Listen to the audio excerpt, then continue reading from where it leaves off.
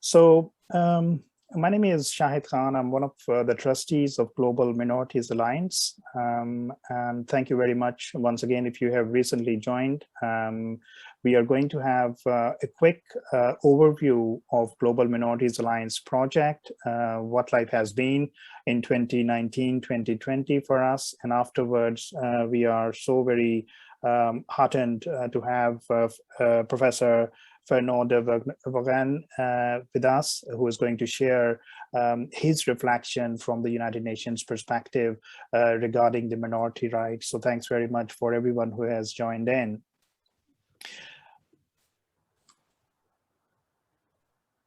So in regards to today's order of events, I'm going to give a quick overview, as I mentioned, and then Professor Fernand will be speaking on minorities and human rights and why more must be done.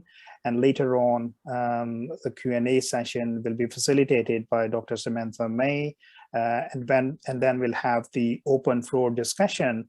And that is the time I would like to encourage all our audience to join in, because it would be good to have this session more as on an interactive basis. And then the final comments will be Dr. Domenico Caroli, and then that's how we will end this session. But just to give you an overview of Global Minorities Alliance, but before I do that, some of the housekeeping in terms of, if please stay muted during the talk, and you're very welcome to turn on your cam if you wish to do so. But also note that this session is currently being recorded, and if you have any concerns, you can let Rebecca know or put it in the chat box. Secondly, you can always use the chat box in case if you have any questions, any ideas, and any comments. And thirdly, please respect each other's.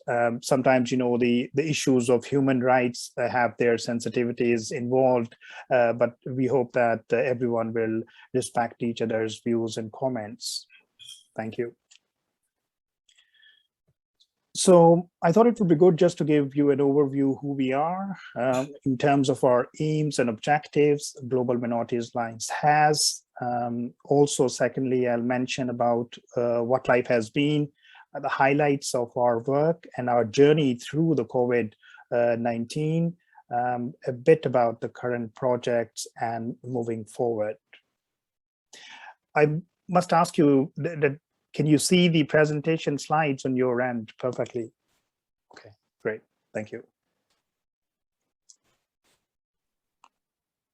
So just a quick overview regarding the aims and objectives. So we have got three aims, the overarching aims in terms of the advocacy for minority rights, the advancement of education, and thirdly, promotion of health. And our ethos is based on the United Nations Declaration regarding the justice, peace, and equality as an overarching values. And we believe, that the members of minority communities in states should be valued, respected, supported, protected by law, but as well as, in the society as well. And we promote these values through our community awareness work, our campaigns that we run, our projects, and also our lobbying work. Just a bit in regards to how we actually achieve these aims in terms of the lobbying and advocacy for minority rights. I thought it would be good just to give you some idea in regards to the work we have undertaken in recent past in regards to the report writing on the Roma rights in Europe, but also about highlighting the plight of religious minorities in Pakistan. You're talking about Christians, Hindus, Sikhs, Abdiya community, all these minority sections of the society that we have been highlighting in our lobbying work. Recently in regards to what is happening in Myanmar, but also, the Uyghur Muslims that we have been picking, and more so, what is happening also in Afghanistan is going to be part of our work as well. Report writing and lobbying is something that we have been engaging with the parliamentarians in the United Kingdom, but also in Germany as well, where some of our members have been in touch with and sharing the reports with the parliamentarians and stakeholders. Thirdly, the promotion of education is one area that we have been recently working on. The two countries of concern where we have our current projects on ground include Kenya and also Pakistan. And I'll come to that quickly in the slides afterwards, but also promotion of women rights as well as part of the gender development, women empowerment area in regards to our work. This is the slide about the gender development project, and that is in the pre-pandemic world. We were approached by the village community that was, women who actually got in touch in regards to opening up some kind of a project in the rural community. So we held consultation sessions with the local communities in regards to areas and, identify the gaps and how GMA can help and support it. There were a raft of issues that came during this consultation in regards to health, in regards to skill development side of things, in regards to financial inclusion. And between these conversations, we then followed a skill development idea, and the Chirag Deen Welfare Center was set up in 2019. So this is just, a bit of a highlight of the work that we undertook. We then provided materials, sewing machines, and also provided, the help in terms of the tutor who provided the classes to these women, and also created that daily routine cycle that sometimes the women in rural communities have when they are more secluded, in the domestic chores, rather than having that autonomy when it comes to financial management, and also the empowerment and capacity building that they sometimes lack. Is something that women really enjoyed that. We had to extend this project in pandemic in 2020, and then it was extended to a 6-month course that was provided to these women. And this is just a short clip about the graduation that women who actually were part of this project. And I'm going to see if the video works. Fingers crossed. Sometimes the IT is always an issue, but let's see if that video works.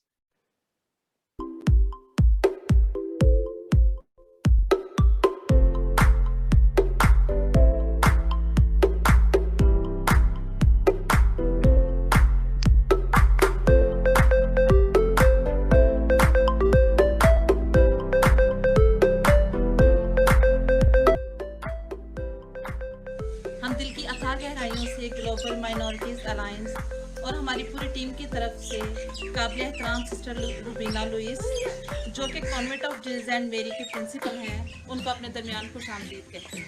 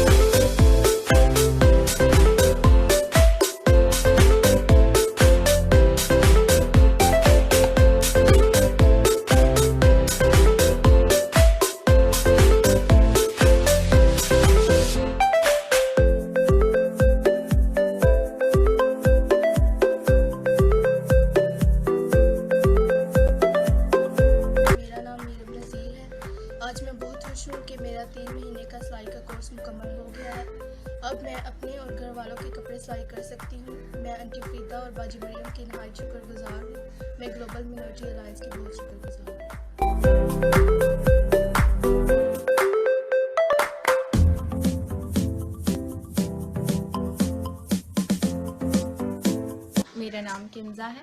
आज मैं बहुत खुश हूँ कि मेरे course के 3 month जो है कंप्लीट हो चुके हैं और मुझे सनद मिली है, और ये कि मैं अपने घर को सपोर्ट कर सकती हूँ financially. Thank you very much.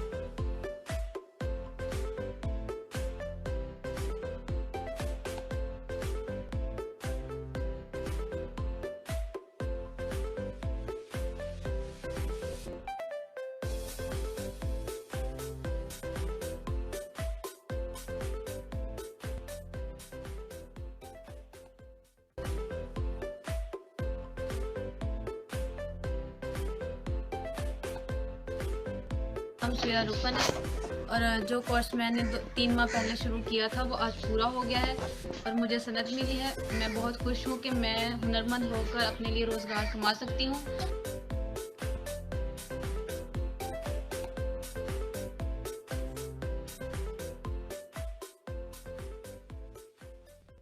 मेरा नाम फिदा राम है।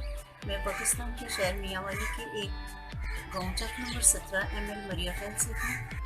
GMA की टीम का बहुत बहुत शुक्रिया और उम्मीद करती हूँ कि GMA की टीम आगे भी हमारे लिए काम करेगी। 2021 में हम चाह रहे हैं कि इस काम को दोबारा जारी रखा जाए, और मैं चाह रही हूँ कि हेल्थ के हवाले से भी GMA टीम काम करे।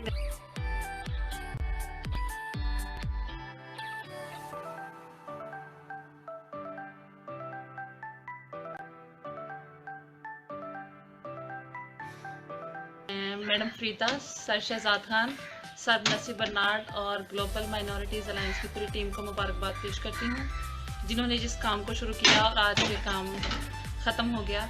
इसके साथ ही मैं ग्लोबल माइनॉरिटीज़ अलायंस की टीम को रिक्वेस्ट करना चाहती हूँ कि वो इस काम को आगे भी जारी रखें, क्योंकि गांव में बहुत सी लड़कियां हैं जो ये काम सीखना चाहती हैं और बेरोज़गार हैं।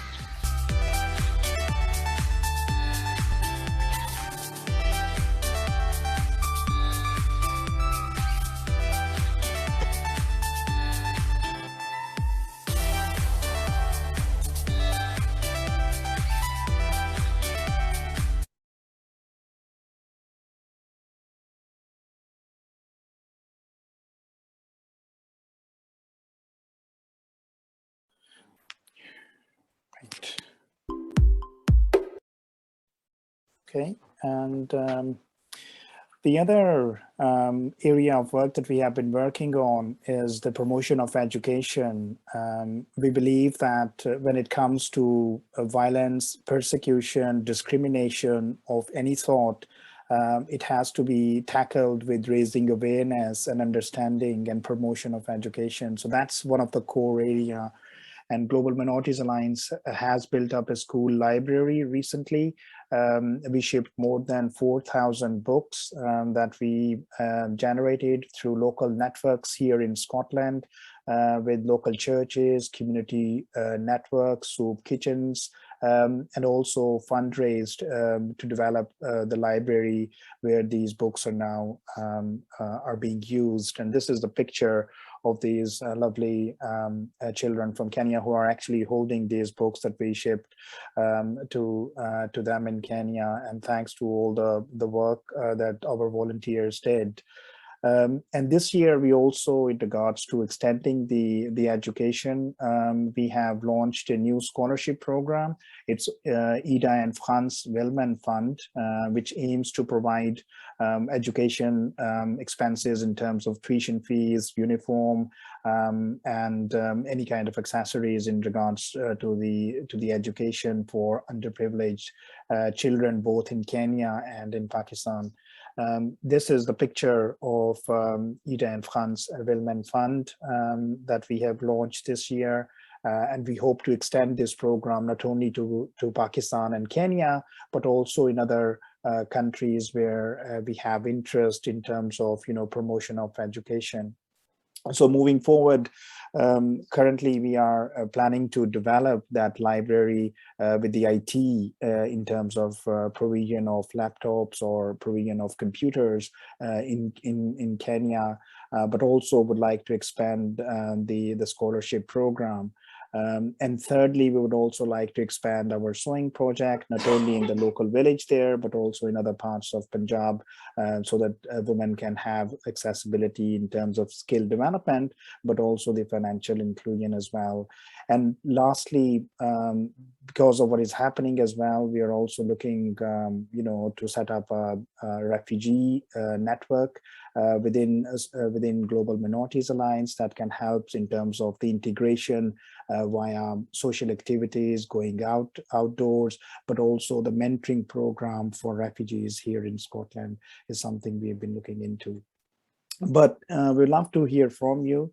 We are a very small team. We're always looking for people who have skills. I should have said earlier that GMA is run by volunteers. We don't have any full-time or part-time, so we are dependent on the goodwill of individuals who are committed for the minority rights. So we'd love to hear from you. This is our email address, info@globalminorities.org.uk. Our Twitter handle is @NoToPersecution. And if you'd like to donate or would like to volunteer in any of the projects, we'd love to hear from you. And our website is globalminorities.co. I hope that I haven't taken much of the time. I'm looking at my, time. It's actually 19 past already. Now is the time I would like to invite Professor Fernand de Varennes, a special rapporteur on minority rights, and his talk will be on minorities and human rights. Over to you, Professor Fernand. Thank you. Many thanks, Shahid. Good evening, everyone. I'm delighted and honored to join your annual meeting and to learn about your projects and ambitions also, and as well as to explore with you why more must be done for the recognition and protection of the human rights of minorities.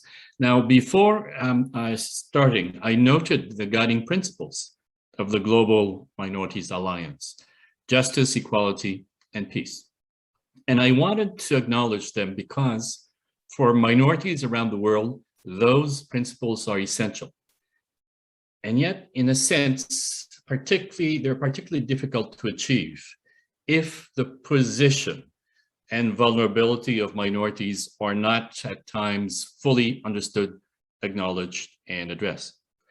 And this can be a particular challenge for minorities, as it can also be for other groups such as women and children, migrants, and indigenous peoples. Not always, not everywhere, and not all the time, but usually it's in the case that the most likely to be the targets of exclusion, of discrimination, of prejudices, and even, well, let's call it for what it is, racism. The most likely targets in these cases are often minorities. And therefore, minorities are usually the most at risk of denial of their equality of human rights and denial of the respect of their identity and dignity. And as the Universal Declaration of Human Rights indicates in the preamble, respect of human rights is one of the main pathways for justice. And without justice, there cannot be truly peace achieved. And here is, in a sense, the central, well, let's call it premise of my brief discussion with you today. Why we need to be more vigilant, including at the United Nations, by the way, to do better, to protect the human rights of minorities, because they are often amongst the groups most in need of efforts to better recognize and protect their human rights. Now, maybe before I truly begin, I wanted to express a reaction and also my concerns at the horrific situation and images we've been seeing in the last few days. Many of you have seen in relation to Afghanistan, and it is connected to the theme, the subject that I wanted to raise with you. The chaos, the fear, and the violence that we are seeing are difficult, and the scenes of despair also have a minority dimension, sometimes a religious or ethnic dimension, which is not always sufficiently acknowledged at the United Nations and others.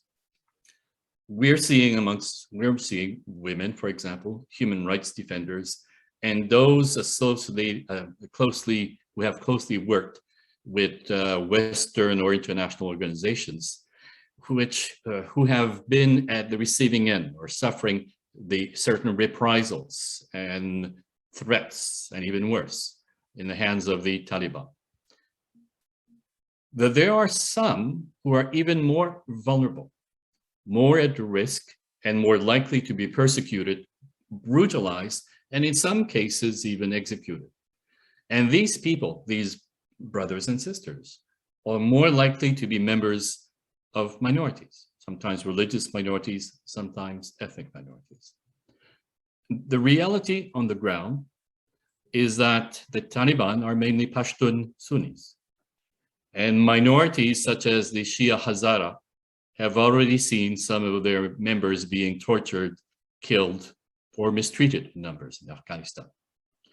And even before the Taliban, you had other minorities, including, for example, Sikhs and Hindus and Tajiks, who have situations of vulnerability where they are particularly targeted. In fact, in relation to the very small, but still it is a minority in Afghanistan, the Sikhs, the Hindus, and I could add the Uyghurs, for example, are not recognized under the Constitution of Afghanistan as citizens.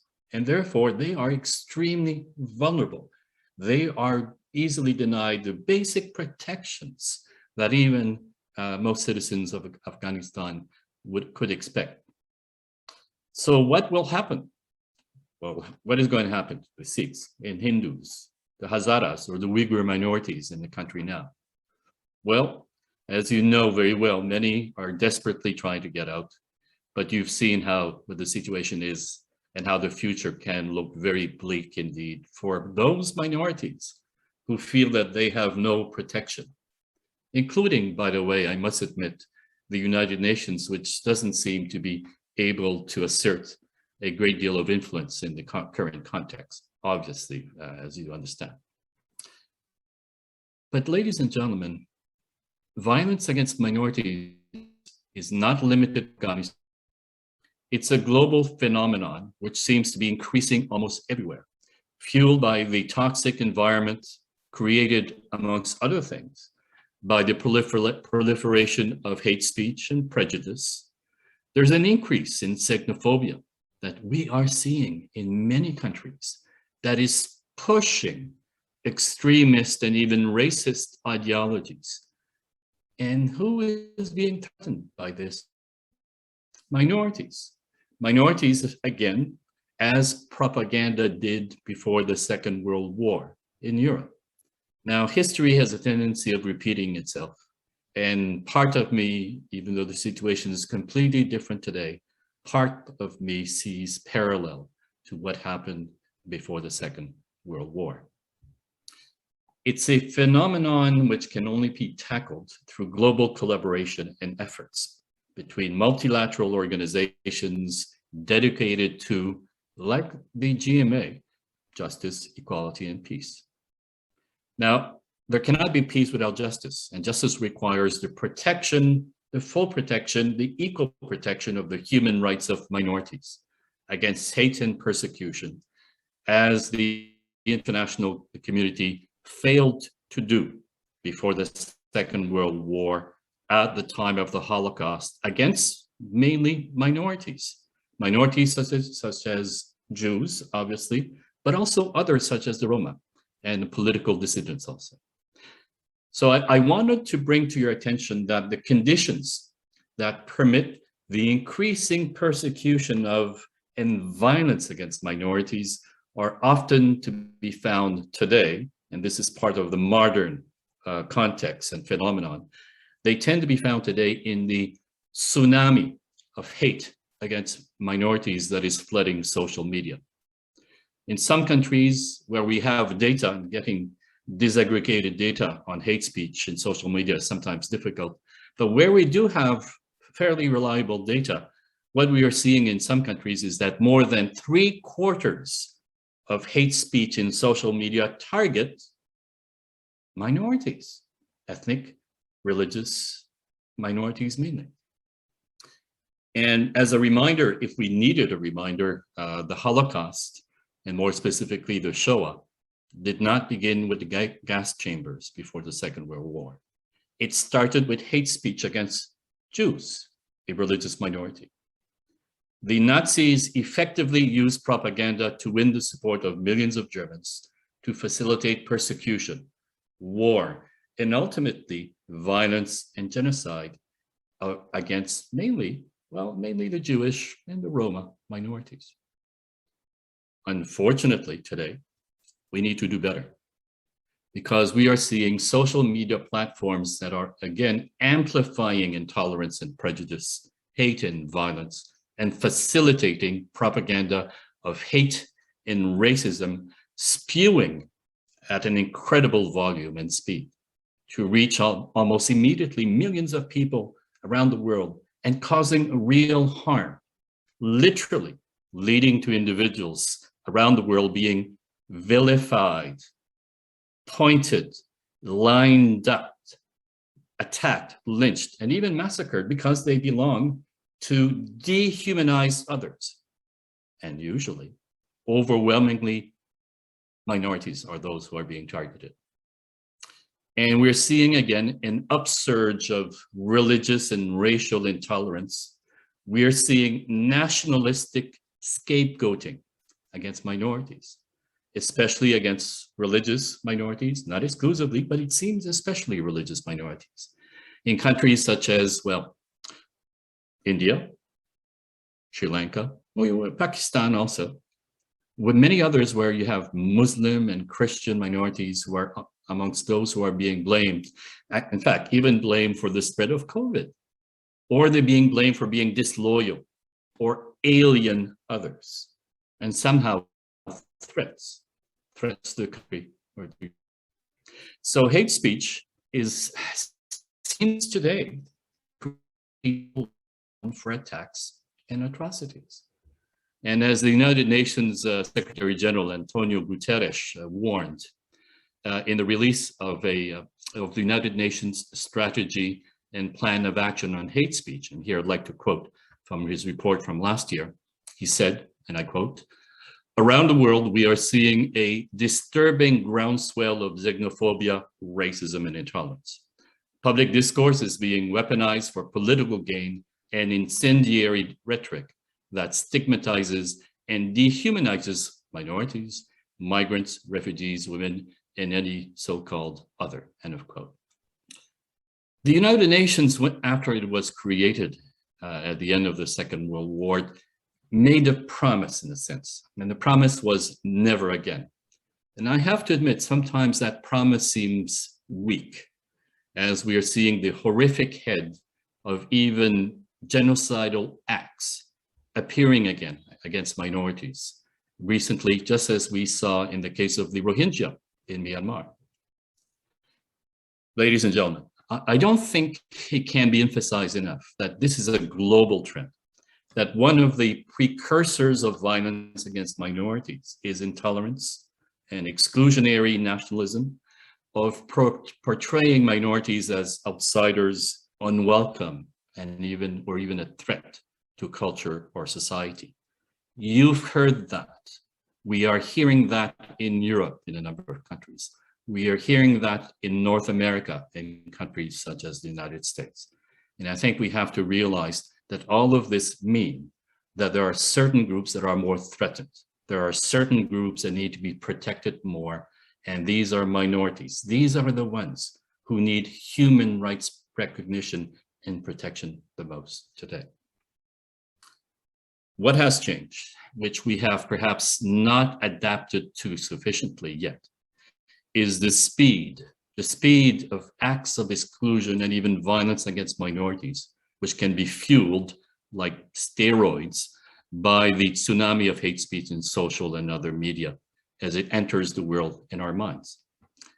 What we're seeing actually is a poisoning of the minds, which makes prejudice and intolerance more acceptable, and in a sense, normalizes the persecution and violence against certain minorities.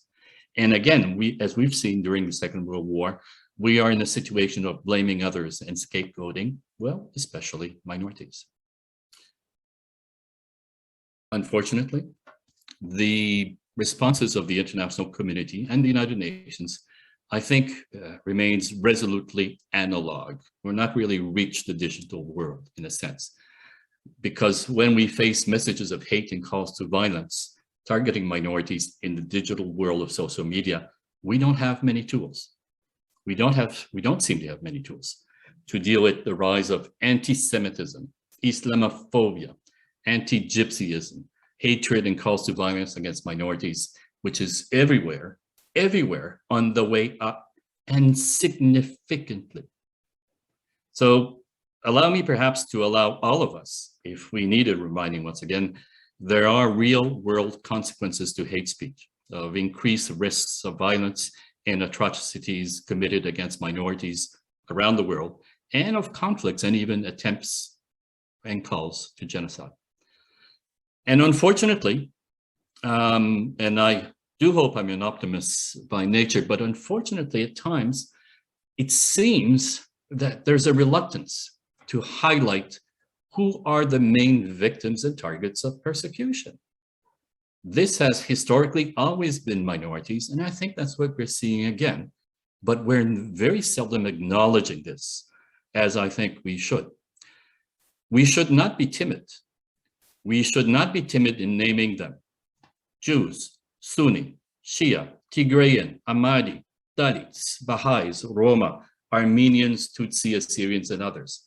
All of them, those usually that are persecuted, victims of extremely serious violations of human rights, tend to be minorities in the country where they encounter these denial of their fundamental dignity and human rights.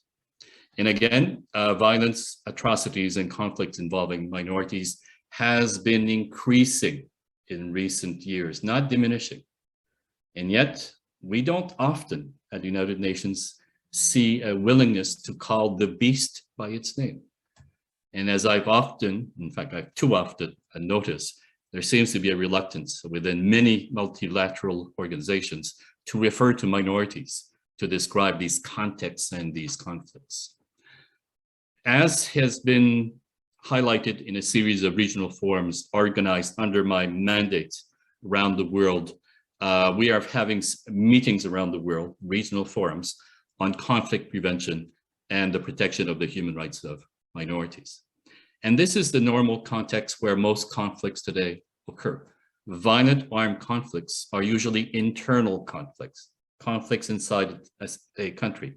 And most of these conflicts, violent conflicts, not all of them, but most, tend to involve a minority who feels that it is not protected by the central government, or who feels that they are marginalized, discriminated, excluded, and in a sense, in despair, some of them use violence because they feel they have nothing else to lose. For those who are interested, we are going to have the regional forum on conflict prevention and the protection of the human rights of minorities on the 12th and 13th of October for Europe. And at the beginning of December, it will be the United Nations Forum on Prevention in Geneva, on the 2nd of December, for those who might be interested. For the United Nations and other organizations and civil society, I would suggest that one of the keys to addressing violence against minorities is to recognize the reality on the ground and work towards the prevention of most modern conflicts by addressing the protection of the human rights of minorities. It is through justice and equality that we can achieve peace. And this is why I've reacted and responded so much to the foundation principles of the Global Minorities Alliance. And I want to express my appreciation of the principles of the organization and hope that perhaps we can work together in the future. But I have to insist on this point, that the persecution and violence targeting religious and other minorities occurs in all types of political systems, as well as in all regions of the world. Democracies are not immune. I would almost dare to say that it's quite the opposite when you have politicians using majoritarian nationalism to seek to whip up support among a large number of followers by raising fear of the outsider, the foreigner, the other who is from a minority. And it's not limited to certain parts of the world. It occurs in Europe and in the Americas just as well. And as many of you know, in India, Myanmar, and many other parts of the world. States have to take concrete steps to address the increasing high levels of hate speech in social media as propaganda mediums of intolerance and even tools of incitement to violence and discrimination against minorities. And it's not happening sufficiently. It's not happening in many parts of the world. And as finally many of you know, state officials, because of their actions, sometimes inactions, are part of the problem instead of being part of the solution. And that's why in my upcoming report to the United Nations General Assembly in New York next month, as a matter of fact, I'm urging the United Nations and member states to begin work on a new treaty on hate speech in social media that needs to limit and describe how states must address, without breaching fundamental rights such as freedom of expression, and not abusing laws on hate speech to curtail the work of human rights defenders and those who criticize legitimately government policies and even abuses, that we need a treaty, a document, to actually make sure that social media do not become and continue to be tools that whip up violence and discrimination against minorities. The United Nations' role is, of course, to promote human rights of everyone, but it especially has a role, a moral obligation, to protect those who are the most vulnerable or who cannot protect themselves. And if I may be so bold, I think it's clear that we need to address the global pandemic of hate and violence against minorities that we're experiencing around the world. And therefore, this global challenge needs a global targeted response. Also, in line with the United Nations Plan of Action for religious leaders and actors to prevent and counter incitement to violence, perhaps the United Nations, but also civil society, we can work together to set up some kind of regional organization where you could also have the Council of Europe, the Organization of American States, the African Union, your Organization of Islamic Cooperation. They can try to work together on a global plan of action against persecution of minorities. And furthermore, because the precursor of violence targeting minorities is hate, we need at the United Nations to consider developing further and using at all levels of its organization the human rights protection of minorities, including, for example, what is known as the Rabat Plan of Action on prohibiting advocacy of national, racial, or religious hatred that constitutes incitement to discrimination, hostility, or violence. And this has to focus on minorities. So in concluding, and I know this is general, but I think we should be bold and urge, in order to tackle the scourge of increasing persecution and violence against minorities, that we need to strengthen the protection of minorities against denial of their human rights, perhaps by having a global inclusion minority initiative to try to measure, to assess and provide much needed clarity and data, particularly on how minorities are treated. And this could have offices in every region of the world, so that the United Nations and other regional organizations can actually directly identify the problem and do much more to recognize and protect the human rights of minorities. And finally, at the very least, maybe we should consider a resolution for a World Day for celebrating religious and belief diversity. This could be seen as an opportunity to deepen our understanding of the values of religion and belief diversity, and to learn to live together in harmony. And in fact, next year we have the perfect occasion perhaps to work towards this kind of objective, because next year is the 30th anniversary of the United Nations Declaration on the Rights of National or Ethnic, Religious, and Linguistic Minorities.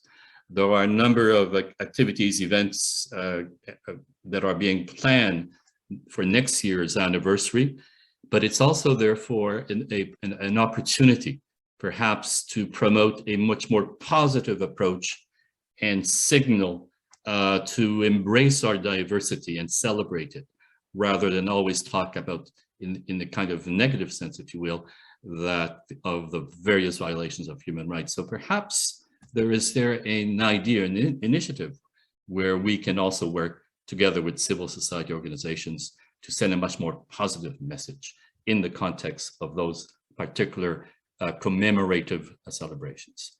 I think I've taken a lot of your time. Now, once again, I would like to thank you, and I thank the Global Minorities Alliance for this kind invitation for me to say a few words. Thank you very much. Merci. Dhanyavad. Shukriya.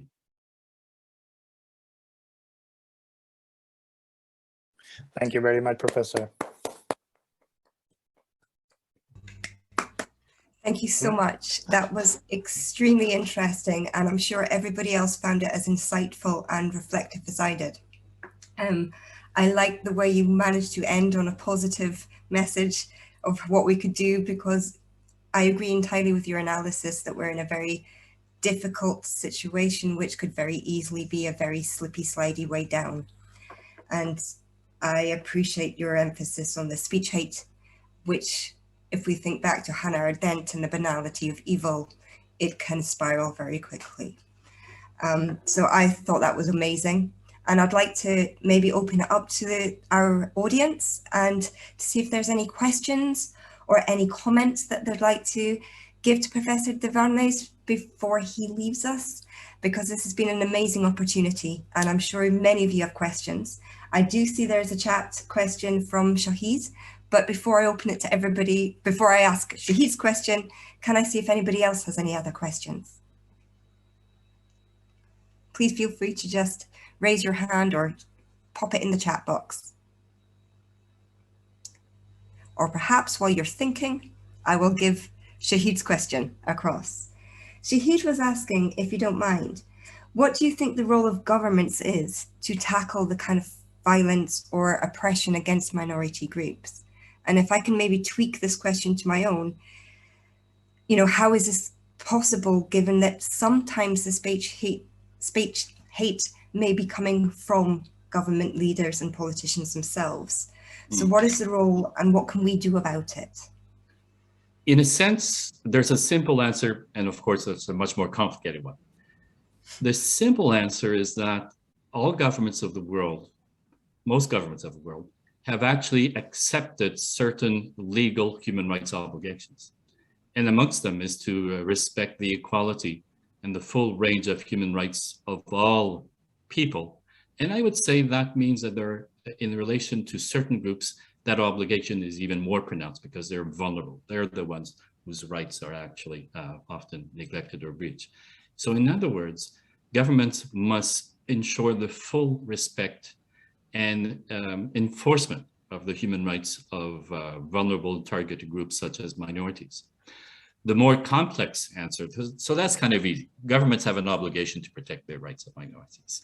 The reality is it doesn't always happen, and there are reasons for that. One of the problems we find in many parts of the world is governments often are in denial that minorities are mistreated. And it's easy for them to deny this when there's no data on, for example, hate crimes or hate speech that is disaggregated. Who are the main victims, let's say, of hate crimes, of attacks that are motivated by religion or ethnicity or race? Unfortunately, not that many governments around the world will acknowledge they have that data, or they will say, we do not disaggregate the data. Not identifying, not having ways to identify who are the victims permits certain governments to hide the problem or to deny the problem. And I think one of the first steps, where possible, is to insist that governments must seriously tackle and address hate speech and hate crime offenses by identifying those that actually are the victims of those. In the United Kingdom, it's a little bit better than most countries because you do have some, it's not perfect by the way, but some disaggregated data. That's one of the first steps. The second step is you need legislation that punishes those that commit hate crimes, particularly violent hate crimes against minorities. And secondly, you need legislation that also restricts hate speech of the type that is prohibited in international human rights law. And here there are huge weaknesses. We know, and I'm not going to name any country, we know that many governments actually, that officials, for example, police officers, hesitate in prosecuting crimes that are committed against certain minorities. We need to have in place systems where governments actually ensure that the full force of the law protect those that are most vulnerable. And that means protecting minorities in particular, that might actually be, for whatever reason, discarded or not protected equally as they should. Even more complex is the danger, the threat of hate speech.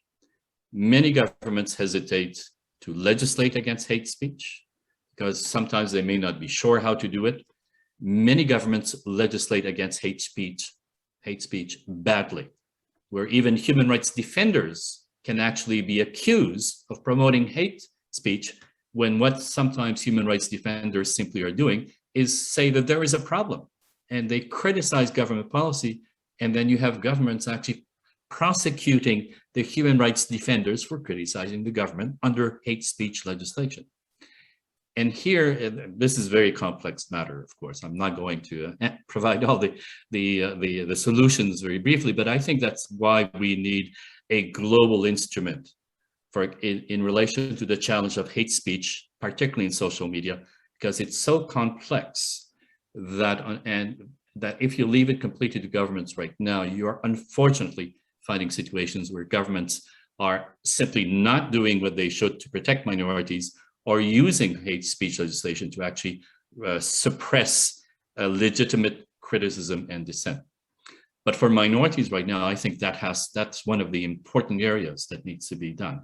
Legislation or rather a treaty that indicates how legislation must be in place in order to recognize, identify what are the offenses, the type of speech that has to be restricted under international human rights law, guaranteeing also the full respect of freedom of expression as recognized in international law, and then providing for how states are to enforce this legislation in a way which ensures the proper balance, but particularly protects minorities.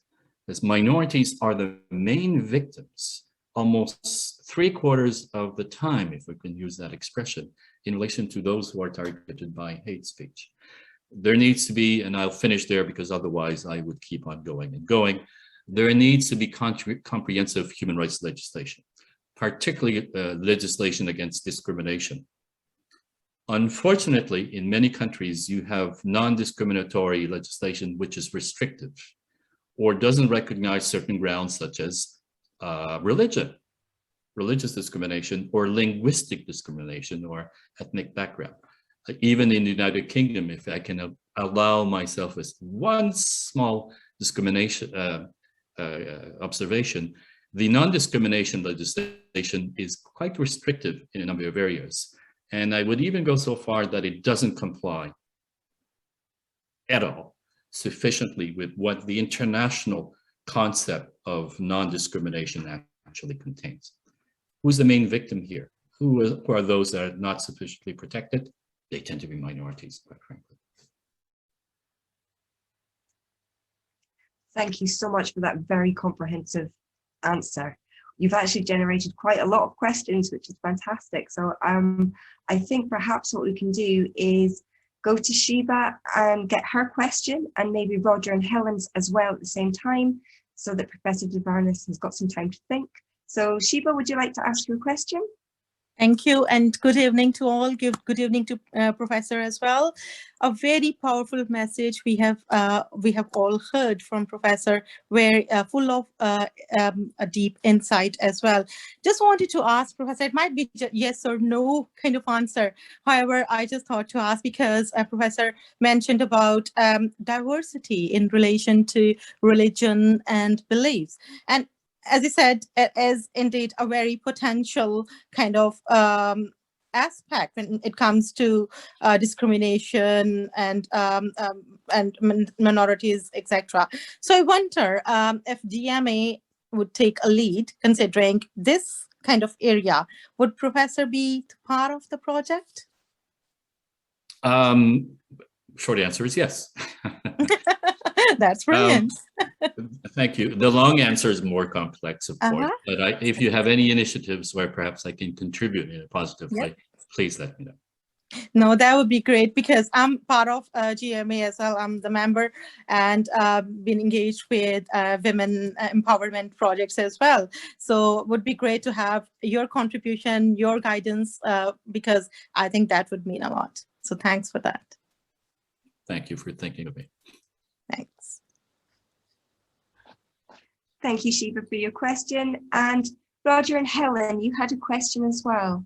Yes, please. Thank you very much, Professor de Varennes, for very insightful analysis of the situation. The problem, as I see it, is that certainly Western governments are so caught up or preoccupied with the COVID explosion and the economic consequences of that, that to grab their attention on the plights of minorities may be proving difficult at the moment. And a good example of is of course of vaccination poverty. The Western nations have plenty of vaccine available and yet are in no hurry to give that to areas of the country, of the world where there is vaccination poverty. That's a kind of discrimination in a sense.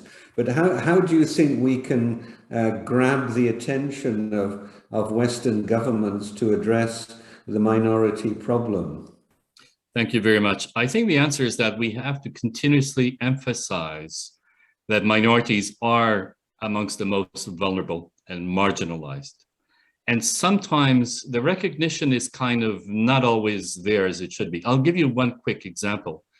Most of the stateless people in the world, there's about 10 million stateless people, individuals with no citizenship of any country. They're amongst the most vulnerable of the most vulnerable. They often don't have access to basic public services. They may not be entitled to employment in a number of areas. They don't have the right to vote in most countries where they might find themselves. Sometimes they're excluded from public education. They might even not be allowed to officially register a marriage. So they are amongst the most vulnerable and most vulnerable. 3/4 of the world's stateless people are from minority backgrounds. They are the result of a small number of governments, countries, which deny citizenship to particular ethnic groups. One of the largest group of stateless people are the Rohingya in Myanmar. It's not accidental. It's actually the result of intentional policies and legislation of the government of Myanmar. At the United Nations, we almost never mention this, that most stateless people are from minority backgrounds. I've tried to raise awareness on this and maybe succeeded a little bit, but more civil society organizations and whatnot have to actually raise awareness, understanding of this challenge. It's the same with hate speech. Hate speech in social media has been getting a lot of attention. What has not gained visibility and traction is that the largest number of hate speech actually all targets minorities, Afro-Americans and Muslims in the United States. South Asians, perhaps in the UK, or individuals of Afro-descendant individuals in the UK, and so on, and so on, and so on. And yet, very often at the United Nations, when we talk about hate speech, there's no mention of minorities. That's not, we're in a sense unconsciously, I don't think it's intentional, but we are not actually identifying clearly the nature of the problem. And so we are not actually progressing sufficiently in these areas. So I think what we can do is first work much more strongly and collaboratively on this dimension, because it is being too easily ignored. And I'm hoping that the GMA can work further with Scottish authorities and the UK government to actually keep on repeating this message. That needs to be done. Let me say one, and I'm sorry if I'm going on, but I think that the points that I mentioned were important. I think we also have to have a longer historical understanding in mind. Human society very rarely evolves in a straight line. Right now, we are in a period which I consider to be extremely difficult for international human rights and the human rights of minorities.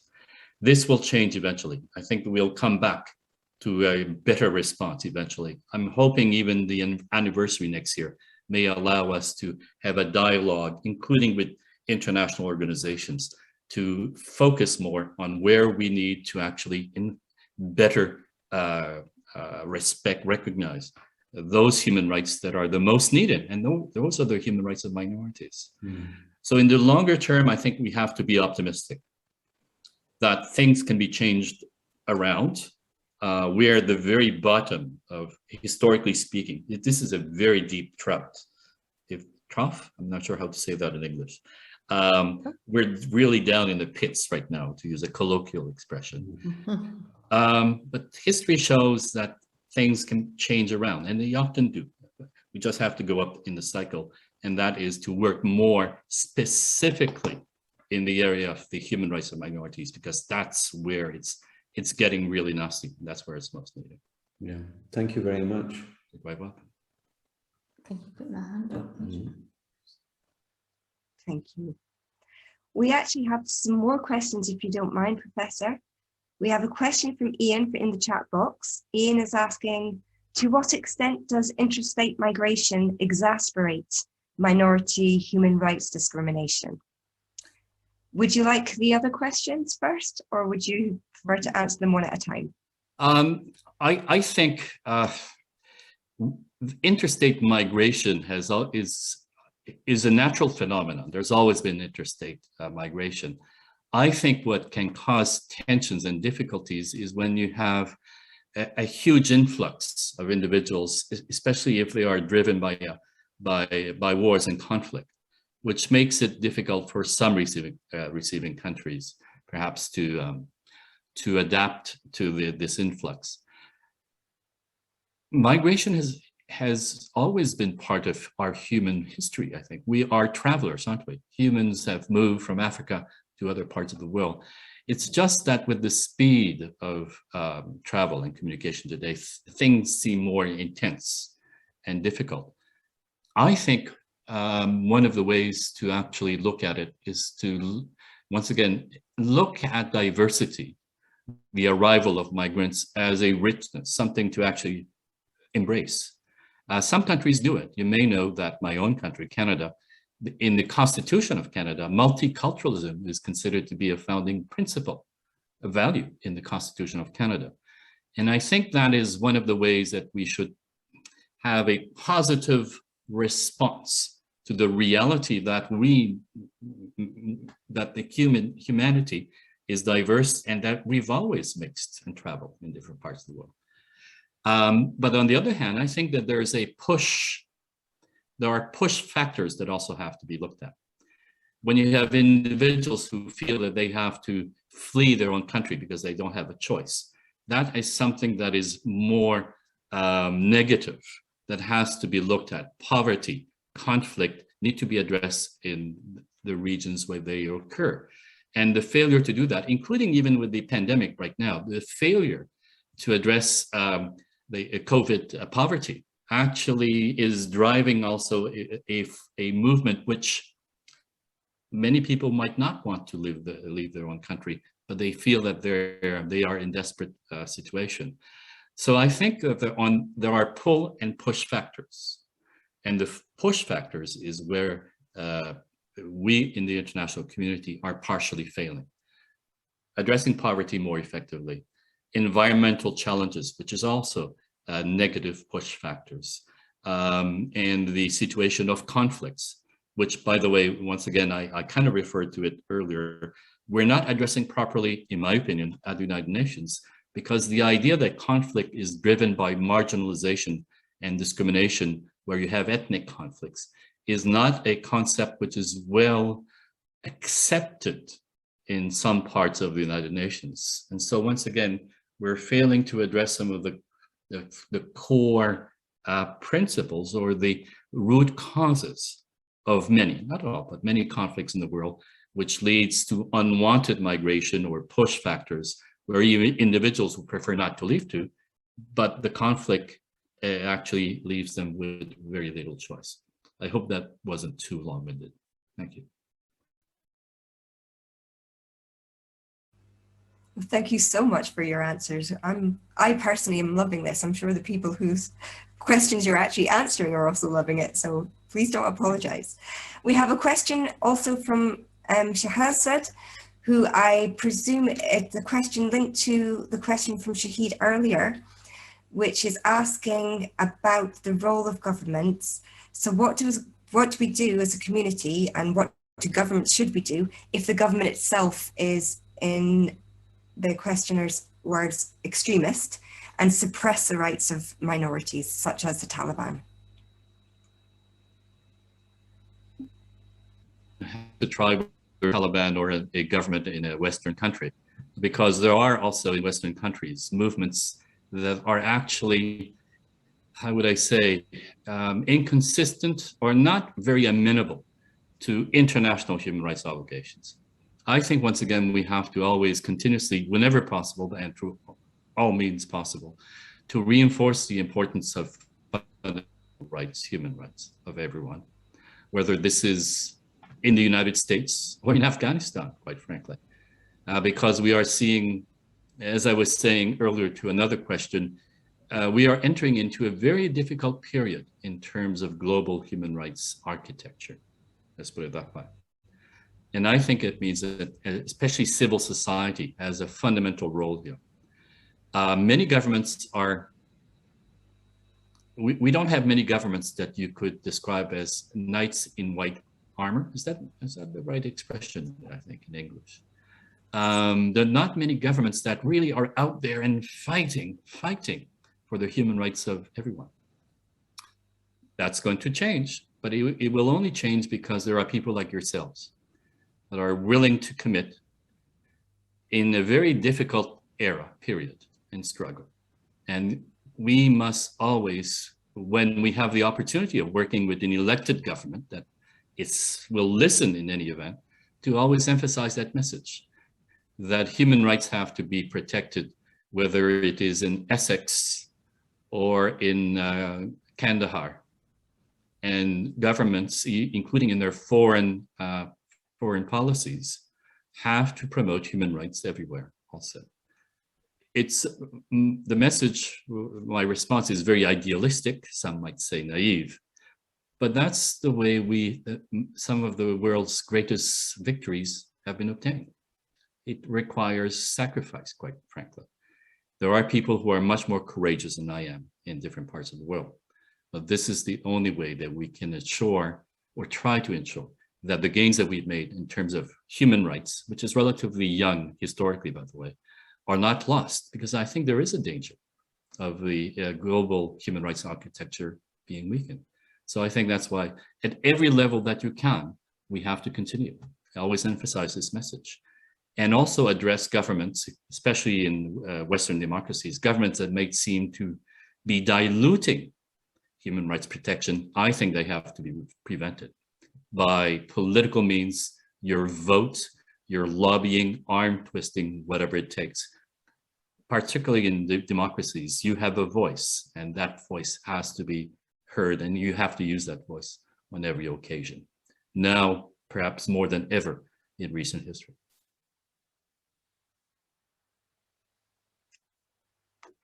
I thoroughly agree. That was really lovely. We also have a question from Francois, and he was wondering, is he allowed to ask his question in French? And would you mind replying in English so the rest of us can understand? Oui, il peut poser la question en français, and I will answer in English. Oh, thank you. François, would you like to pose your question to the professor? D'accord, merci et bonsoir à vous. J'aimerais poser ma question en français. Oui. Je suis chercheur camerounais. Je m'intéresse aux questions concernant la protection et l'encadrement des minorités. Alors, ma question est beaucoup plus focalisée au niveau de la limite, la principale différence entre le concept de minorité et celui d'autochtone. Est-ce que le fait qu'il y ait toujours amalgame entre les deux ne crée pas une confusion au niveau de la protection, en termes de protection d'engagement des États au niveau interne? Le fait que certains États préfèrent parler d'autochtones que de parler de minorités ne crée pas soit une confusion entre les deux? Ça, c'est la première question. Thank you. Not really. In a sense, and thank you very much for that question, yes. Obviously, with some governments, there is a unease or confusion between indigenous peoples and minorities. Some governments think, for example, or may react in a way that if you're indigenous, you cannot be a minority. Let me answer you in terms of my mandate with the United Nations and within the United Nations system. First of all, the two concepts exist at the United Nations. You cannot simply say, well, shouldn't we get rid of one to avoid any kind of confusion? The two concepts exist. There are different legal and political documents at the United Nations which talk about indigenous peoples separately from minorities and sometimes together. So from a human rights point of view, it would be, in my view, inappropriate to actually try to suggest that to avoid confusion, we should forget United Nations treaties or legal obligations. Secondly, however, I would say to you that if you look more closely at the way the two concepts are interpreted and what they mean, there is no conflict. There is there should not be any confusion. And indigenous people are more of a social political entity. They have a collective or a series of collective rights also under United Nations instruments. Minorities are more of a demographic category determined by personal characteristics of either ethnicity, religion, or language. And the fact that the concept of minority is not primarily a political one, in fact, under UN instruments. It's more demographic, connected to one's language or religion or ethnicity, culture. And what that means is very often in most countries in the world, by the way, where you have indigenous peoples, these indigenous peoples are also minorities. It doesn't affect their human rights as a minority group in terms of language or religion, for example.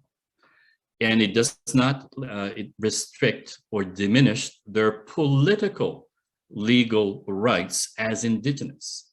And there are, and I'll try to finish on this, there are in fact a very large number of cases from the United Nations Human Rights Committee when interpreting Article 27 of the Covenant on Civil and Political Rights, where the committee has essentially recognized indigenous minorities. There's a very large number of those cases.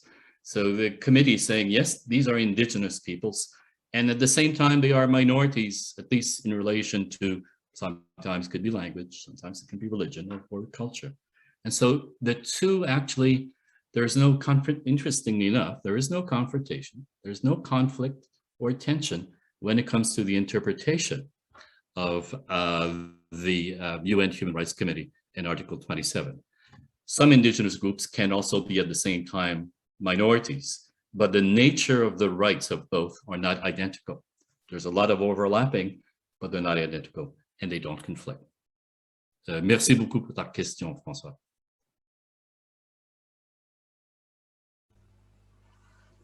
Thank you so much for your flexibility there and your amazing linguistic skills to help us there. Thank you, Professor. We're wondering if you would mind taking another couple of questions. We've got a question first from Helen and then followed by Jan. So Helen, would you like to ask your question if Professor doesn't mind? Yes, thank you very much, Professor. I just wonder, we pride ourselves in this country, and I'm talking about Scotland, but UK, that we have freedom of speech. And sometimes I wonder, due to sort of political correctness, do we really have freedom of speech? Sometimes I think even in universities, it seems that we do not have freedom of speech now, and that may be partly due to people being afraid to say what they want to say, and they're suppressing it. They you know, it's not accepted. It may be true, but it's not actually accepted. I know it's a very simple question, but I've just noticed that even in our own country, that it seems to be sort of creeping in, and although you may not agree with the person that's speaking, they should be able to say, and you should be able to listen to what they're saying, whether you agree or disagree. And I wonder if that's part of what's going on. It may not be, but I think. Thank you. Thank you, Helen. Countries such as the United Kingdom have a high freedom of expression rating, let's call it that. I don't think there's any country which is perfect in terms of freedom. I prefer you saying freedom of expression.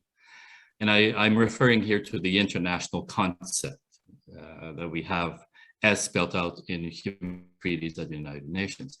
Saying freedom of speech sounds more of an American approach. And in the United States, the concept of free speech is not the same as freedom of expression in international law. That might sound I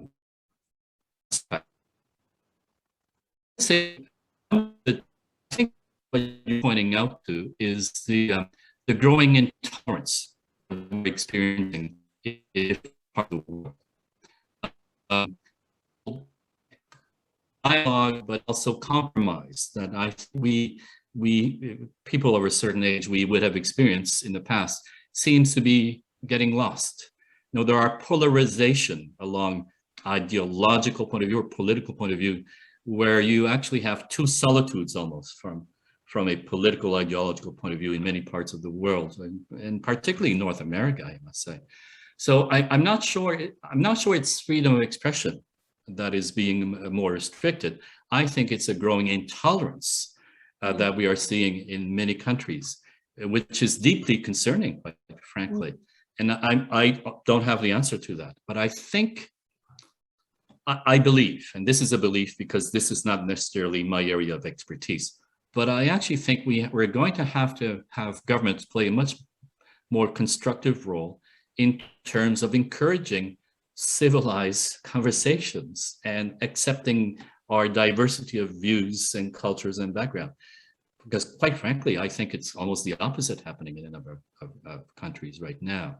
So this is, I think it's the growing intolerance of differing views, particularly which have a political connotation, and almost everything is political these days, but I think that's actually what we're experiencing. So I wouldn't exactly say it's not that freedom of expression itself that is being restricted, it's this growing intolerance and inability to actually concede or compromise. That is a quite serious threat, actually, I would say. Thank you for putting that better than I did. No. Thank you for your question. Thank you. Thank you once again. We have a final question at the moment, a number of questions after Jan. Jan, would you like to raise your question to the professor? Thank you very much. I must say I was so Professor de Varennes, I'm still sort of wondering, your optimism is sort of fantastic, because I think you're absolutely right. There is no knight in shining armor. And I've just recently read your colleague's book on the Assange case, which has come out in German by Niels Melzer. And it shows that countries such as Sweden and the UK and so forth are really perverting the course of justice actively to suppress opinions. And in this case, of course, criticism of you know, of their own government's involvement in war crimes, etc., and so forth. Yes, and I think we've seen that on so many levels that, as you say, the international human rights machinery is actually actively undermined. I mean, just recently, not on a UN level, the UN, of course, I used to work with the UN Special Rapporteur on torture about 20 years ago as an assistant, and the fact that all your mechanisms are deeply underfunded, when you all ought to be having at least 5 full-time assistants each to deal with the amount of work you've got, and I'm sure that hasn't changed. And then we see at the Council of Europe level that any state agreements seem to be to restrict rights as opposed to, you know, or the right to individual complaint as opposed to actually extend it. So I'm sort of, having also been involved in local politics, I get a lot of encouragement from you saying that these are circles, that they go down, but that they will go up again. And I really take a lot of, encouragement really and energy from that, because I think when you look at the state of affairs nowadays, including the very unfair voting system in the UK, where you can't really even get rid of politicians who undermine human rights and openly lie, etc., because there's a lack of proportional representation, plus the media control of a certain mindset, it makes it very difficult. So so my question was probably where you take your strength from to continue working on your mandate as you do. Are there any developments that you currently see that you think set a new trend, or that give us hope that it's going up sooner rather than later? Thank you, Jan. I think one has to, once again, look at the longer term vision. History shows us sometimes that after the darkest nights, you have some of the brightest mornings. And without being too philosophical, I think that's one of the ways we should be looking at what's happening right now. We are going through a very, very dark period. Once again, in my job, I have to be an optimist, and I try to be. On the other hand, you know, I think some of my optimism actually comes from working with civil society people in Africa and Asia. I've seen people in Africa and Asia dedicate for protecting human rights, for recognizing, acknowledging human rights are important. And to me, sometimes I think we have become in Western countries a bit timid. I see civil society in other parts of the world where they believe in human rights. They see that human rights are necessary and can do a great deal of good. And that, in a sense, leads me to think that, yes, we should not simply abandon, you know, give up, throw our arms in the air and say, what's the point? Even when our own governments seem to be abandoning to some extent. I owe it for those people, quite frankly. I know people who have lost their lives, they've been killed because of their human rights work. And you know what?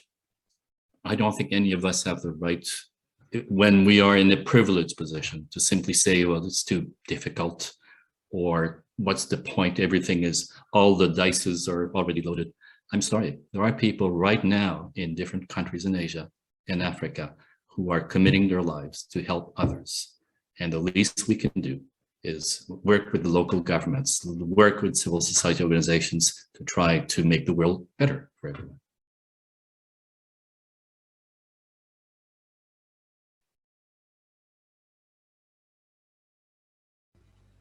Thank you so much for that positive answer. We have another question, if you don't mind. This will be the final one because of the time. But Ian, did you want to ask your question? Yeah, good evening. Following on from everything that has been said, I wondered if you could give civil society organizations like GMA, religious organizations in Scotland, could you give us 3 steps for activating in the next 5-10 years? Wow. The short answer is no. The longer answer is it's important to work locally, to organize locally, it's important to raise awareness and at the political level, whether it's local, regional, and in Scotland. I think it's important because without going too far, I would say Scotland could have an interesting role to play, even at the more international level. And perhaps the Scottish politicians could have a greater presence and visibility also at that level.